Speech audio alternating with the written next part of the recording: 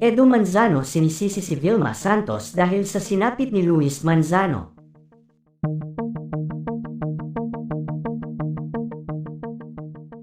Tila nga isang mabigat na pagsubok ang pinagdadaanan ngayon ng pamilya ng aktres na si Jessie Mendiola matapos na sumambulat sa publiko ang tungkol sa sinapit ng asawa nitong si Luis Manzano kamakailan lamang.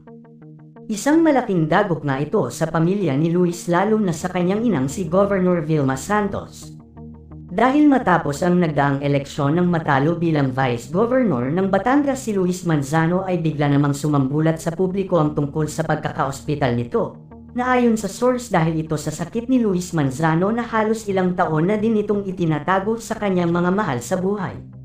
Maging ang asawa nito na si Jessie Mendiola ay walang kaalam-alam na may mabigat na palang pinagdadaanan ang kanyang asawa.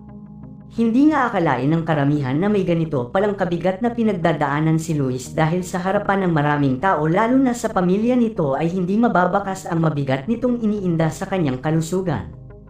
Matapos nga nito ay usap-usapan ang agarang pagtungo ni Luis Manzano sa ibang bansa upang sana ay doon nito ipagamot ang kanyang malubhang sakit. Dahil ayon sa source tanging himala na lang ang makakapagsalba sa buhay ng aktor. Matapos nga nito ay may lumabas na balita na tuluyan nang binawian ng buhay ang aktor dahil hindi na umano kinaya pa ng katawan nito ang treatment na ginawa sa kanya sa ibang bansa upang sana'y malunasan pa ang kanyang karamdaman.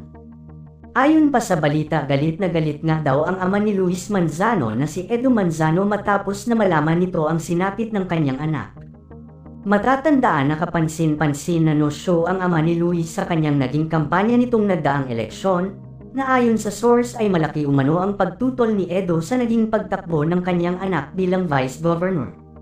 Maging kay Vilma Santos nga daw ay malaki ang galit ni Edo dahil ito umano ang may malaking papel na humikayat kay Luis upang tumakbo ito at maging katandem ng kanyang sariling ina. Ito nga daw ang nakikitang dahilan ni Edo kung bakit nangyari ito kay Luis. Marahil labis umanong na pressure ang kanyang anak, sobra umano itong nahirapan. Halos maglupasay nga daw si Edo matapos na malaman ang nangyari kay Luis. At halos lahat nga ng sisi ay kay Vilma at talaga namang galit na galit ito sa ina ng kanyang anak.